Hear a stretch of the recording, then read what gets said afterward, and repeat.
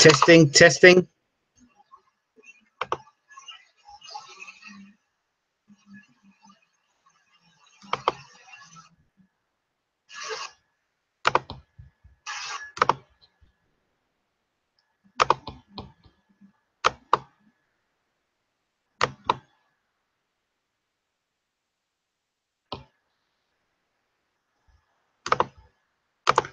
Still frozen. What's going on here?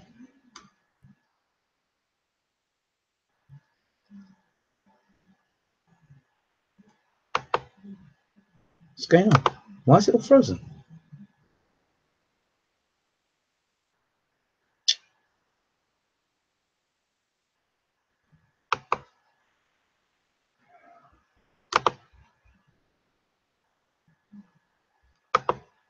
What's going on here?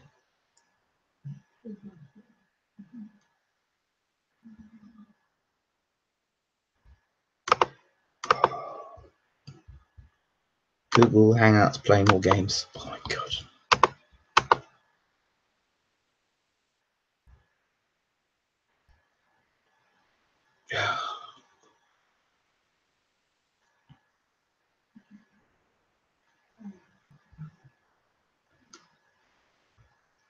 One more online. Google Hangouts playing more games. Oh my god. Okay, we're good. We are good to go, I believe. Okay. Good morning. Good afternoon. Good morning, good afternoon, good evening. Welcome to BWTM Sports. And if you haven't subscribed already, please hit that subscribe button. Okay, we had a few technical problems earlier on, but now we are in and we are going to be talking cricket.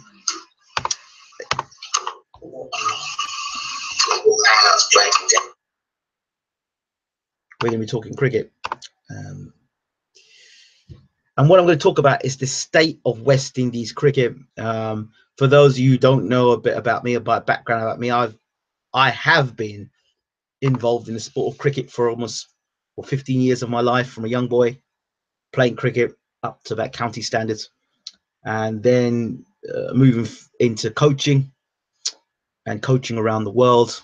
Being recognized for my coaching. Had the honor or the pleasure to coach in the Caribbean for the Grenadian national side. So I've had the opportunity to work with some of the best players in the world, literally the best players in the world, meet some of the greatest players of all time, work at the home of cricket at Lord's as a head coach. And like I said, work with some of the best players in the world and get to see them prepare, practice, and from a viewership on a coach's point of view, from a coach's eye, know what it takes from a player to be successful at international level. Watching players like Kevin Peterson, Yuvraj Singh, Sachin Tendulkar, Muralitharan, Sehwag, and many more players around the world in cricket preparing in the nets religiously over and over and over and over again. If it's a batsman batting the same ball over and over again, getting the technique right to get that right perfect cover drive, or that perfect pull shot, or to play that perfect straight down drive down the ground, or getting their feet working, getting their foot working on areas of weaknesses. This is something that and it's for a bowler, getting the line of length right, making sure that the ball is in the same spot over and over again, whether it be the faster ball, a slower ball, the ball that moves away, the ball that cuts back in, the quicker ball. for the spin bowl, the one that spins away, the one that spins one way, it spins the other way, the off spinner, the leg spinner, the one that shoots straight on, the quicker ball, the slower ball. Yeah, all these different things in practice and in training that a batsman or bowler will do. And as for fielder, well, the batsman and the bowler, well, their keeper will work as well, doing their keeping skills as well, diving to left, diving to right, when to dive, how to dive, practicing left, outstanding one-handed catches and all the rest of it. All part of being a cricketer, not just at international level, but at grassroots level, moving up. I went back to watch the West Indies batting in the first test. And I think I'll start with that before I go on to anything else. From a coach's perspective, watching these guys bat, it was kindergarten stuff. I don't know who their batting coach is, but it was an absolute disgrace. Guys getting their feet trapped in the crease. You know the ball swinging about. Take a little step outside your crease, mate. Take a step outside your crease. Give yourself a bit more room to move forward and back. Everyone playing back to ball that's swinging around. You know what's going to happen. From the dressing room, you're watching a guy like Jimmy Anderson come in and swinging the ball both ways, swinging the ball back and getting players at LBW. So what do you go and do? Play off the back foot. If you're not playing off the back foot, you're playing away from your body. These are two things that, at international level is just not acceptable. Playing away from your body or getting trapped in the crease and getting bowled out twice for under 300. I mean, 350. Disgusting. Yes, the England bowlers, if you compare the England bowlers with the West Indian bowlers, the English bowlers bowl with hostility. They bowl with pace, with swing, with purpose, with aggression. You looked in England, the West Indian bowlers, that's what you expect from the West Indian bowling. You saw a very Sunday league type of bowling in the field. The captain, Holder, absolute was useless bowling, medium pace bowling. That's why the likes of Joe Root and Cook can go and score 200 runs when you're bowling basically really poor cricket. Listen, that West Indies team that I saw out there in the first test, there are county teams, there are teams on a Sunday league, the Sunday cricket or even Saturday cricket, the third and second teams that could beat this West Indies team that are out there at the moment. That's how bad this West Indies team is at the moment in terms of, even the fielding was absolutely appalling. Things you're told to do to get your body behind the ball and your back foot's to stop the ball. If it goes past you, your back foot is there to stop the ball rolling past you if you miss it with your hands. I see 2 or 3 fielding incidents out there that were absolutely disgraceful. And the thing about it is, whether you're bat bad for the West Indies, you bowl bad for the West Indies, or you feel bad for the West Indies, there are no consequences. There's no pride in the West Indies team, absolute none. The West Indies team has been a laughing stock, I would say, since the days of what's his name, Darren Sammy. I mean, people ask the question, who is this guy? He can't bat. He can just about bowl. He's a good fielder. Why is he the West Indies captain? Where there are players on the side that are better than Darren Sammy, and Darren Sammy didn't even deserve that position of being West Indies captain. Sure, they won the 2020, but 2020 in terms of West Indies cricket was the worst thing that could happen in West Indies cricket, in my personal opinion, because guys are not learning how to play straight anyway. Okay, we in the West Indies are good to slog the ball from outside of stump down the leg side, play cross batted shots. So 2020 cricket coming and playing all these nice fancy shots. This is great when your foundation is if you know how to bat. Now, from working in the West Indies and watching how the West Indies train, particularly watching, was on the island of Grenada, particularly watching at national level how these guys were performing, it was embarrassing. It was embarrassing to watch. Players having no respect for the national coach, turning up to training when they feel like it, the turn up to training, the way Man United tops. Listen, I know my cousin was actually part of that setup.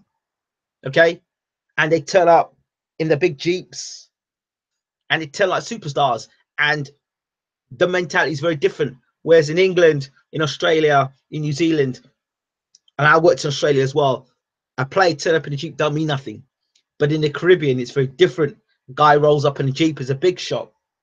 It's a different mentality, you know. And young players watch that and see how those guys perform, and they think that's something great. He's on television, not doing anything. He ain't performing, but he's on television. You know, he's getting sponsorship, so he can walk around with his mobile phone, walk around with his sponsored top and sponsored trousers, and you know, just because he's a decent player, it doesn't mean that they haven't got they should not be disciplined. Now, even in the nets. Now, when I was doing the work in training, doing things like video analysis, they weren't using video analysis in Grenada. They weren't using video analysis. What they were doing, they were allowing the players. The coach would say to them, I'm watching this, the coach would say, keep the shots along the ground, keep the shots along the ground. And I'm of the belief, if you keep the shots along the ground, you lessen the chances of getting yourself out. Every time you knock the ball in the air, there's a percentage. The percentage, you widen the percentage or open the percentages up to allow yourself to get caught. I'm not saying you can't play sixes and play big shots, but it is good to keep the ball along the ground as much as possible, unless you're playing 20-20 cricket where big shots are necessary. That's different. But when you're standing from a 50-over game and you need to bat for 3 days or bat for 2 days, you can't play straight. There's a problem, you see. So, and there's a lack of respect, and that was what I saw from the national level in the Grenada on the islands. So let's take this to the next level, and let's talk about even the selectors in West Indies cricket.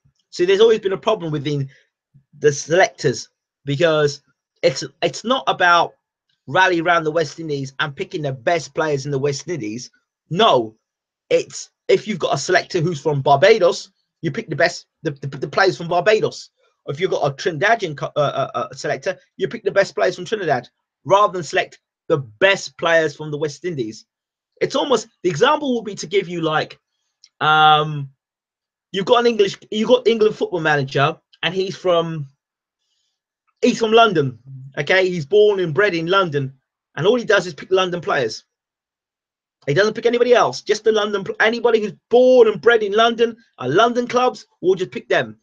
So they wouldn't be, you wouldn't pick Man United or Man City or players from Liverpool or players from let's say Newcastle. You wouldn't pick any of them teams, or Aston Villa. You wouldn't pick any of those teams, because it'd just be London teams. Arsenal, Tottenham, Chelsea. Those are the teams you'd pick. West Ham. Those are the teams you pick from. So that's the mentality there. And I've always believed about West Indies cricket. I've believed it for a long time now. And my dad thinks it's a conspiracy theory. But I'm of the belief the West Indies selectors are not interested in the success of West Indies cricket. They are interested in filling their back pockets. Because how would you select a man like Jason Holder to be captain of the West Indies? The captain is a very privileged spot to be. You know, you have to either bat very well or bowl very well, you know, to warrant being in that side. Now, Jason Holder is an average bowler at best, and I don't think he can bat. So why is he in the West Indies side? You have a guy like Bravo, not Darren Bravo, or Dwayne Bravo, who would have made a good captain for West Indies, slung into one side because of politics. Let's go back when you had Shivnarine Shandapal. They outed him out. When the guy was still scoring runs, they outed him out the side for political reasons. Brian Lara, where they took the man out and try and run the man out before the end of his career. Just nonsense like this. And infighting within the West Indies. Very unprofessional. And this is what you'll see now with a side picked off Bayesian players that can't bat. I mean, go back and watch the highlights. If you watch the highlights of the first test, guys are batting and they're on the walk. They're on the walk batting. The ball's coming into a walking. Where are you going? Where are you going? So then we look back, we look at things like trigger movement. What do you do? How do you play the swinging ball? So my dad would have a debate and say to me, oh, this guy's a good batsman. I said, okay, Dad, tell me about him. Well, he scored runs in Pakistan, okay? And he scored runs at home. I said, yeah, that's okay. I said, he comes to England. And so when he comes to England, he's going to have to deal with guys like Jimmy Anderson. And the ball's going to be swinging around. And if there's overcast and the ball's swinging around, then West Indian players can't play swing bowling. They can't play swing bowling. And what's even hindering even more so now is this 2020 cricket. I call it the lazy cricket for West Indians, because all the other nations around the world have got, pardon my French, their shit together. The guys can bat with a straight bat. Okay, the guys have got technique. And you look at the England academies or the Australian academies. You know, Joe Root's now come through now as a quality batsman. Just wait and see now. Now Joe Root is established as captain. There'll be another 2 or 3 batsmen that'll come through for England and start to shine for England. Same with Australia. Same with Pakistan. Same with India. What is the goal for West Indies cricket? What is the plan? What is the goal? I mean, what's going to happen? What's the modelling process? Where's our next great batsman going to come from? Where's our next great bowler going to come from? And are they going to be supported? Is the mentality by the selectors to win? Or is it to just take part? You know, people like Viv Richards, if he were captain of the West Indies and he watched the guy fielding as atrociously as I saw some of the fielding in the West Indies against England in the first test, Viv Richards would send him off the field. Viv Richards is the kind of man that would come in the dressing room after, pick up a bat and try and chase you with it. Now, while some of you may not condone that sort of behaviour, that was a sort of pride when you walked out on the field, when you crossed that line, you're representing the West Indies because of the historical aspects of West Indies cricket. You know, and this is a major problem. Okay, they desperately need a new Chris Gayle. No, they don't desperately need a new Chris Gayle. I'll disagree with you there, because Chris Gayle, in my opinion, is very erratic. Chris Gayle, and let me remind you that Chris Gayle's career was saved by 2020 cricket, because Chris Gayle was on his way out the side. He was on his way out the side, and 2020 came up, and Chris Gayle, because he was just he blocked one ball and hit one ball, and it will come off. You know, more often than not, it didn't come off with Chris Gayle. He was a very inconsistent player. 2020 cricket came up, and that's where people like Chris Gayle really shone. But if you look at Chris Gayle's record before he went into the T20s, he was a guy whose play position side was very shaky. So hold his average, in my opinion. And as for Shandipal, a class player, a guy who should have been playing cricket much longer for West Indies cricket. But we don't appreciate great players. And the focus, I've said, is on 2020. It's just too much.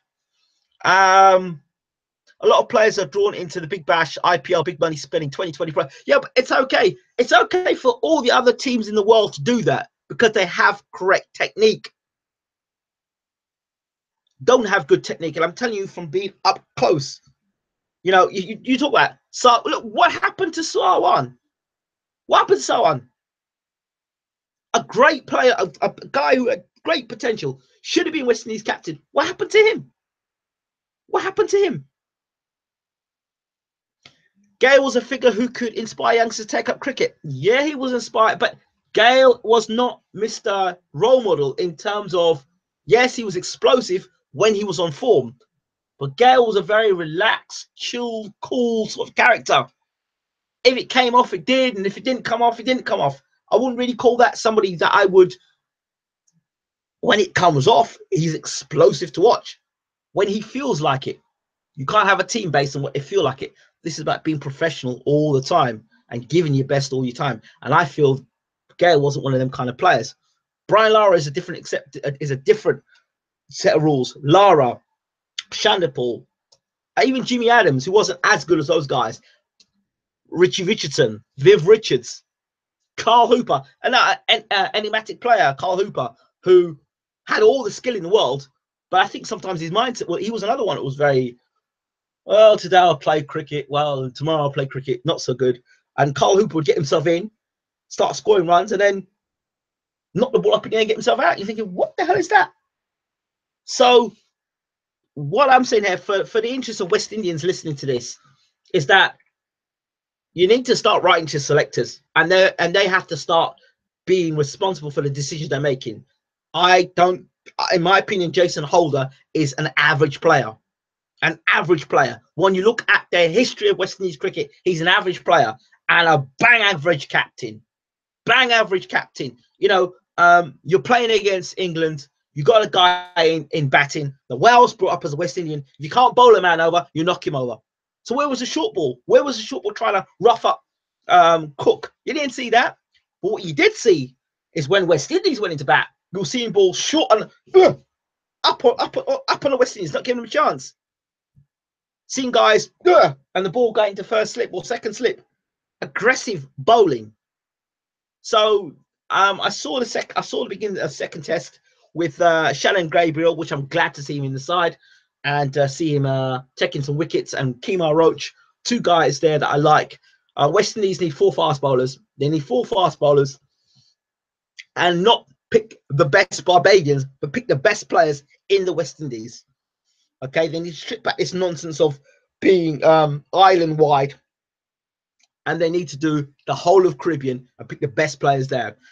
They need to shut down this 2020 nonsense, and they need players who are of solid technique to play Test cricket. The guy Michael Holding, wow, I met Michael Holding and Fire in Babylon. I met Michael Holding there. I met Michael Holding. I met Gordon Greenwich. I met a whole lot of those players through the cricket I was doing, and we talked. And I said to Michael Holding about this Darren Sammy in West Indies captain, and he was absolutely furious about the state of West Indies cricket. So much so we were talking back and forth, and his agent had to pull him away because he was getting so irate because we were really back and forth with conversation about cricket. Yeah, so West Indies cricket is in an absolute state, and I don't care if they level series 1-1. Fundamentally, there are issues because the selectors are not selecting the best players. The coaching is not good enough. Whoever the batting coach is with West Indies needs to be, he or she or they need to be shot, because they are not there. That batting that I saw out there was not up to it wasn't up to standard of first class cricket. It wasn't probably up to standard of Sunday League cricket, because like I said, they were on the hop. You look at the shots that have been played on the hop, playing the wrong shot to the wrong ball. And not just one player was doing it. There was a consistency of the top 6 doing the same nonsense over and over again. Basic things, running between the wickets. Running between the wickets. Doing stuff you're taught when you're in primary school, when you're playing quick cricket. Yes, no, waiting. Yes, you run. No, you stop. No. Waiting. Let's have a look and see. Yes. No. Waiting. Basic. But these two guys, they're running. It's a single. It's not 2020 cricket. It's a single. This guy's knocking the ball down the ground to a fielder and trying to take a quick single. For what reason? You don't want to be on strike? You get yourself run out for nothing. Or for a little amount of runs. Stupid. Absolute stupidness. Inexperience. And I don't know who the coaches are, but you know what's going to happen with Jimmy Anderson. You know, if it's overcast and the ball is swinging around, him and Broad, you know, them guys are going to come charging at you. You know what's going to happen. You know the ball's going to swing around. So what you do, you're batting inside your crease like idiots. And then from inside the crease, the ball's pitched right up. So you're trying to play Yorker length deliveries like full tosses. Now, I understand you coming outside your crease and moving down the track and knocking the ball down the ground. That's using the feet. But standing inside the crease like you're playing a spin bowler. I mean, again, Jason Holder, back to him again. What are you jumping outside your crease for? You trying to score some big shot, it'll get you 4 or 6. It's not going to win you the game. But you're playing a shot like some hero and getting yourself stumped out. Just stupid decisions. Stupid decisions. Like look, I'm no world-class batsman, but I can tell you the difference. When I was batting, I went out to bat in Australia. We're playing for my team, who we coached. We won the 1-day title and a 2-day title when I was out in Australia. It was in Melbourne, a team called Belfield Cricket Club. And when I left, when I was on the plane, 19 players left the club, and we were relegation favourites. We won the 1-day title and the 2-day title under my coaching. Okay, now check this out. Check this out. When I first batted in Australia, the first day I went out to bat, I knew there was bounce, but I didn't realise how much bounce it was. Do you know when I clocked it? When I looked behind me, normally where the slips would stand in England are just, you know, not too far away from myself. So I know the ball's not going to be that. When I saw where the field was standing, they were like 10, 15 yards back at least. I'm looking back and going, oh my good Lord, why are those fielders standing back there? And the first ball I received, I was up off my feet, but back in the air, and the ball flying through to first slip. Lucky I didn't get a glove in it or a bat in it. But then I realized what I need to do.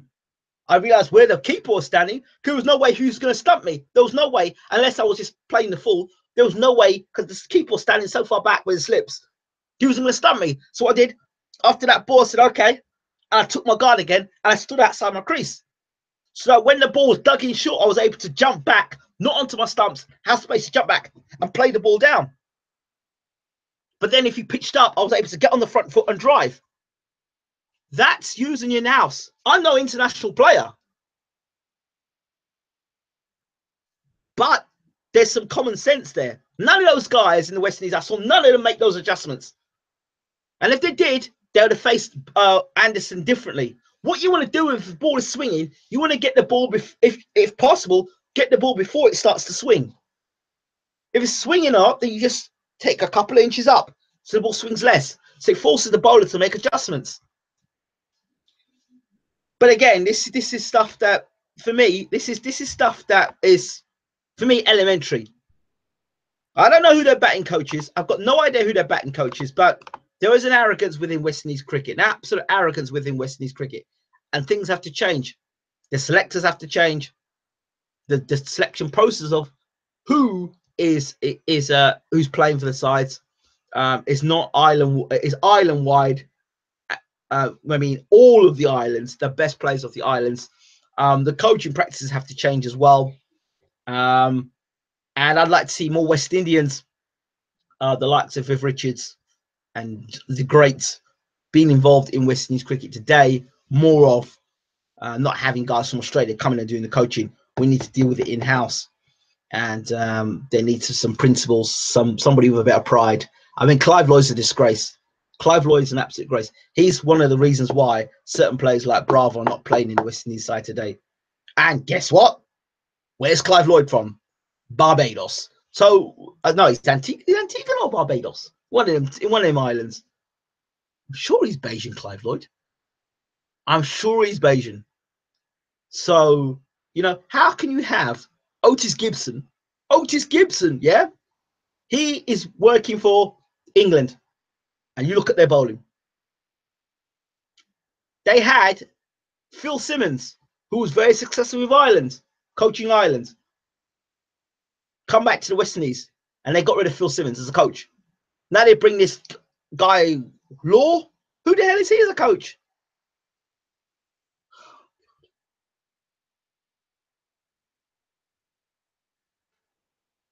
And don't even talk to me about, oh, when they won the T20. Not good enough. Not good enough. If you're winning the T20 and like 10th in the world of cricket and you're coming to England embarrassing yourself, I don't want to see it. I'd rather you didn't win a T20 and be one of the best teams in the world of world cricket than you win a T20 and be the laughing stock of world cricket. West Indies at this point in time are the laughing stock of world cricket.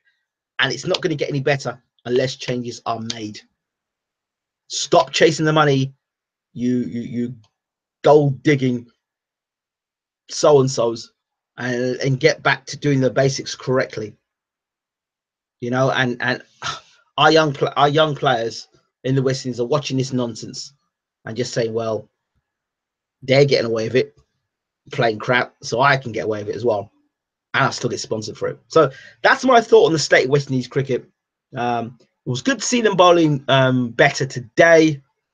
But if the batting is the way that it was in the last game, and the West Indies are getting wickets early against England, you can bet your bottom dollar that the English bowlers will be doing the same thing again. And the West Indies batsmen have got to be able to have a better idea of playing swing bowling. Because if they don't, it's going to be a mismatch. So they're going to have to bat better to back their bowling up. So those are my thoughts. If you're West Indian and you're listening to this, I'd love to hear your views. My family from Trinidad and Tobago and Grenada. My cousin is Nelon Pascal. He once played for the West Indies as a fast bowler, and he still plays for Grenada. I think he plays for one of the islands, playing that 2020 crap. So, yeah. And he himself was hard work to work with, because he himself was set in his ways, isn't it? Another one, what's this guy? Devon Smith, another player that celebrated on the island, but we all know outside of the island, Devon Smith can't. His big technique is left LBWs. Is he working in the nets? No. He scores some runs in Grenada. He scores some runs in Windward Islands or Windward Islands. Are you ready to get selected to play for the West Indies? So he comes back, plays international cricket. Same problems again. LBW. So the acid test of any player, I think, two places in, not so much Pakistan. I say Australia, and I say England, particularly England, because of the swing and the overcast conditions. Those are the two things. So, and it was always down the oval where West Indies seemed to play good cricket, because it was fast and quick tracks. But yeah, that's it. That's me talking cricket. I haven't spoken about cricket for a while. It's not good stuff, but I hope West Indians are able to watch this video, and I'd love to hear your views on it. Am I too harsh on West Indies cricket? Should I expect more from West Indies cricket, or am I bang on the money about West Indies cricket? Okay, that's it. Those are my thoughts on West Indies cricket. I wish the West Indies well in the second test. I hope that they can keep bowling that line and length creatively, not just bowling line and length and the same ball in the same place all the time. Yes, it might take wickets, but once people start to suss you out, as they were bowling line and length against Cook and Root, they got plastered around the ground. So you need to be able to be creative. Right, that is me, Ingram Jones. Thanks for watching BWTM Sports. The state of West Indies cricket is not very good in 2017. I'm out of here. Take care.